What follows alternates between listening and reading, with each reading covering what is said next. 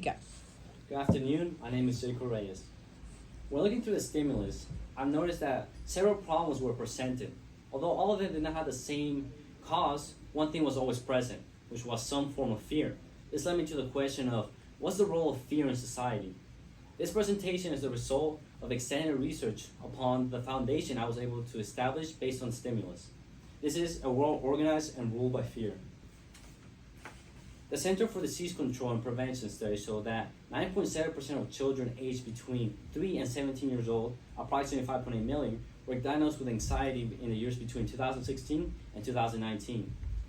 Now, this may be due to various reasons, but as Shirley Akram describes it, anxiety is interchangeable with fear, and in most cases, fear causes anxiety. This is relevant since we live in a world that's ruled by fear.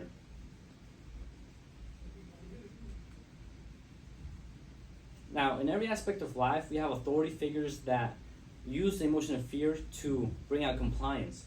Now, emotions are stronger than thoughts, and the fact that fear is the strongest out of all emotions, followed by anger, sorrow, and joy, it makes it a very effective tool when it comes to controlling others. Now, this may have positive applications such as bringing unity and organization in society, but it has a lot of negative side effects that outweigh any benefit. I will show how this is being used on 3 levels of authority, which are everyday authorities, those in charge of large groups, and those in charge of nations. Starting at the lowest level of authority, we have parents. A study conducted by Peter Murray, who is associated with the Academic Department of Child, Youth, and Care, and a professor at the University of Maastricht, tested the correlation between fear, anxiety, and anxiety levels and parents' use of fear when communicating with their children. Parents were given information about different topics and then were expected to pass it down. Based on how they felt about the information, it would sway how they would describe it to their children. The results indicate that the children's fear beliefs were influenced by the information given to the parents. Another example are teachers. Teachers are another form of authority figures who use emotions to teach. Fear appeals are used in schools to teach a wide range of topics, which may include the discouragement of activities such as smoking, and socializing with strangers. Although children are learning, is an increase in distress and lower self-efficacy have been recorded due to this teaching technique. Now, when looking to authority figures interacting with larger groups, the same pattern is still present. Starting off with minority groups such as African Americans during segregation, we can see how their actions are molded through fear. This image by Jacob Lawrence, who is an American artist who focuses on depicting African American historical subjects, shows how this is being put in action. This image, you can see a group of African Americans backing up to them being scared of a violent wolf. This image is in reference to the Selma March that occurred in Alabama in March 7, 1965, in which police attacked peaceful protesters. The police will use brute force to discourage the protesters from acting out. This led to many deciding to not speak out due to fear of what would happen to them if they did. This resulted in many years of unfair treatment to follow. Another example is the U.S. military. Ted Thomas, an investor and author, and Ira Chalef, an executive coaching and consulting associate, wrote an article about the importance of intelligent disobedience, especially in the army setting. However, the military has a system that discourages this.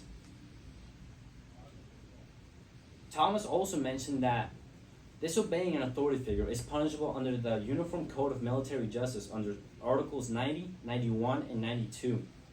It's a paradoxical system of penetrating fearful obedience and expecting them to act up when morally challenged. This is unreasonable, as before mentioned, emotions are stronger than thoughts. Reports of PTSD and anxiety also have been reported due to this technique style they use in the military. Next, let's discuss how this applies to those in charge of nations. One of the most severe cases of a nation being ruled by fear is the Nazi Party. The uprise of the Nazi Party is described as a violent campaign of terror against all opponents of the Nazi regime. Many were terrified of voting at all, and many turned to voting for the Nazi Party out of fear for their safety. As history recalls, this led to many terrible things. 2.7 million were killed at killing centers. 2 million were killed from mass shootings. Between 800,000 and 1 million died from at camps and ghettos, and at least 250,000 died from other violent acts. Fear allowed all of this to occur.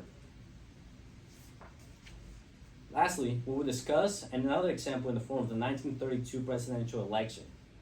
President Franklin D. Roosevelt used the people's panic to unite a nation under his leadership. During the presidential inaugural address, he said, "The only thing we have to fear is fear. Fear itself, nameless, unreasoning, unjustified terror that paralyzes needed efforts to convert retreat into advance." At the time, people were in panic due to that economic chaos occurring. And Roosevelt's words make them acknowledge their fear. This acknowledgement of their fear calmed people to feel motivated to move forward under his lead. Roosevelt didn't use fear not to force actions, but instead to encourage people. This technique worked as it ended up winning him the election. In conclusion, fear is a tool that has more negative side effects than any benefits, and everyone experiences it. The fact is that when fear has been used for so long and it's so effective, it's hard to get rid of. The first step to reduce some of these side effects would be to acknowledge that fear is being used. This acknowledgement of fear can allow people to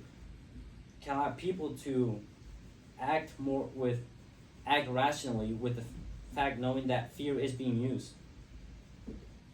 Fear can be used to unite people without it being the force and authority to do so. These are my citations.